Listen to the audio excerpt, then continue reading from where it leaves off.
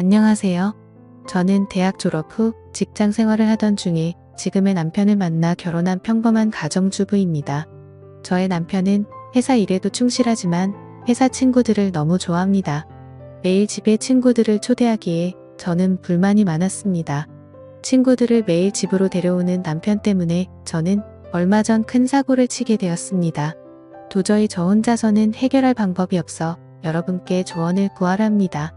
무조건적인 비난보다는 조금이라도 이해 부탁드립니다. 남편의 오래된 친구 중 지은이라는 분이 있습니다. 키도 크고 어깨도 넓고 운동을 많이 해서 다부진 몸을 가지고 있고 딱 봐도 남자답다는 생각이 드는 외모입니다. 결혼 전부터 자주 만나서 저랑도 친한 사이고 지금까지 식사도 자주 하며 가깝게 지내고 있습니다. 반면 저희 남편은 키가 작고 왜소하며 겉모습만 봐서는 남자다움은 느낄 수 없습니다. 하지만 섬세한 매력을 가지고 있어서 제가 끌리게 되어 결혼까지 하게 되었습니다. 남편은 어김없이 또 친구를 불러 술 파티를 열었습니다. 저한테는 술상을 부탁했고 저는 마지막으로 해주자라는 심정으로 술상을 차렸습니다. 한편으로는 지은 씨가 온다고 하니 저도 모르게 기분이 좋았습니다. 남편이 만든 술자리였지만 야근 때문에 남편은 늦게 집에 왔고 지은 씨와 그동안 저랑 둘이서 가볍게 한 잔을 마시고 있었습니다. 한 잔 두 잔 술이 들어가고 지은 씨와 이야기를 나누며 저도 모르게 남편 험담을 하기 시작했습니다. 남편은 8시가 되어서야 집에 도착했고 피곤한 상태로 술을 마셨습니다. 저랑 지은 씨는 이야기를 한다고 술을 많이 마시지 않았지만 남편은 오자마자 저희 둘과 술 진도를 맞춰야 한다며 소맥을 벌컥벌컥 마시기 시작했습니다. 지은 씨는 남편에게 무리하지 말라며 말렸지만 남편은 눈치도 없이 술자리에 늦게 온 사람이 지켜야 하는 예의라며 연거푸 술잔을 들이키기 시작했습니다. 안 그래도 야근하고 와서 피곤할 텐데 그렇게 먹더니 1시간 뒤 거실에 뻗어버리더라고요. 아침부터 출근해서 12시간 넘게 근무하다가 이제 집에 왔는데 저렇게 술을 마시면 버틸 사람이 있겠습니까? 그렇게 완전히 뻗어서 거실 소파에서 잠이 들었고 아무리 깨워도 일어나지 않더군요. 저는 지은 씨와 함께 둘이서만 시간을 보내면서 많은 이야기를 나눴어요. 몸이 너무 좋은데 평소에 어떤 운동을 하는 건지 팔 한 번만 만져봐도 되냐는 장난도 쳤고 남편이 없으니까 좀 더 지은 씨에게 노골적으로 신호를 보냈습니다. 저도 집에만 있으면서 다른 남자를 만날 시간이 없어서 답답하던 찰나였는데 가끔씩 남편이 이렇게 집에 남자를 데리고 오면 저도 좋기는 하거든요. 게다가 남편이 잠에 빠져 정신이 없으니까 눈치 볼 사람도 없이 이렇게 과감하게 행동할 수 있었죠. 그렇게 저희 둘이서 11시 정도까지 술을 마시다가 지은 씨도 너무 취했는지 그만 집에 가야겠다는 말을 했고 저는 그런 지은 씨에게 집에서 자고 가라고 말했습니다. 어차피 내일 출근도 안 한다고 들었는데 그냥 집에서 씻고 편하게 자고 가라고 말이죠. 지은 씨는 예상외로 흔쾌히 알겠다고 말하더니 샤워를 하러 갔습니다. 지은 씨가 나올 동안 제가 술상을 모두 정리한 뒤 작은 방에서 자라고 이불을 펴줬는데 그때까지 남편은 거실에서 뻗어서 일어날 생각이 없어 보였습니다. 지은 씨가 씻고 나온 뒤에 저도 샤워를 하고 안방에 들어가서 잘 준비를 했는데 한 지붕 아래에 2명의 남자와 같이 잔다고 생각하니까 괜히 두근거리며 뇌했습니다. 물론 3명 다 다른 공간에 있긴 했지만 상황 자체가 굉장히 두근거렸고 당연히 두근거림은 남편 때문이 아니라 지은 씨 때문이라는 것도 잘 알고 있었습니다. 방에 불을 끄고 살며시 잠에 들려고 하는데 조용히 방문이 열리는 소리가 들렸습니다.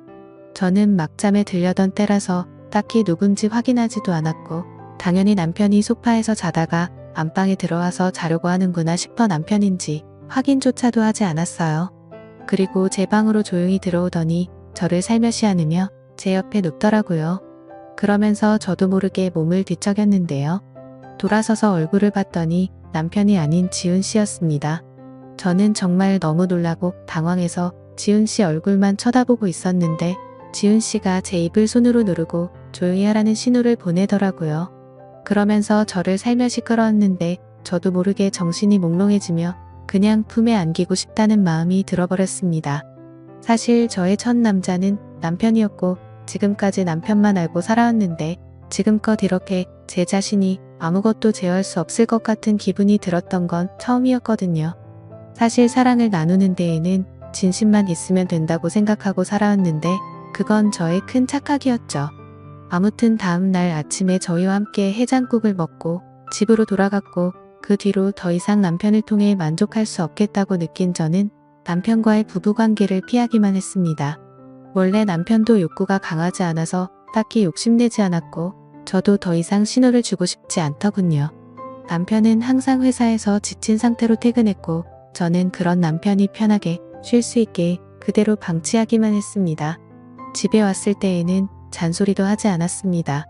그렇게 시간이 좀 흐르고 오랜만에 다른 남자 후배 한 명과 집에서 저녁 식사와 함께 반주까지 곁들이고는 다 같이 노래방을 가게 되었습니다. 남편은 노래방에서 어김없이 술에 취해 일찍 잠들어 버렸고 저는 신경 쓰지 않고 분위기에 휩쓸려서 노래를 부르면서 춤추고 신나게 놀았습니다. 춤추다 보니까 어쩌다 지훈 씨와 어깨 동무를 하면서 춤을 췄는데 그날따라 유독 지훈 씨의 몸이 푸근하고 좋았습니다. 이미 서로 볼 꼴 못 볼 꼴 다 본 사이여서 그런지 저는 아주 편하게 대할 수 있었고 처음에는 어색해하더니 어느 순간부터는 저라는 존재를 아주 편하게 받아들였습니다.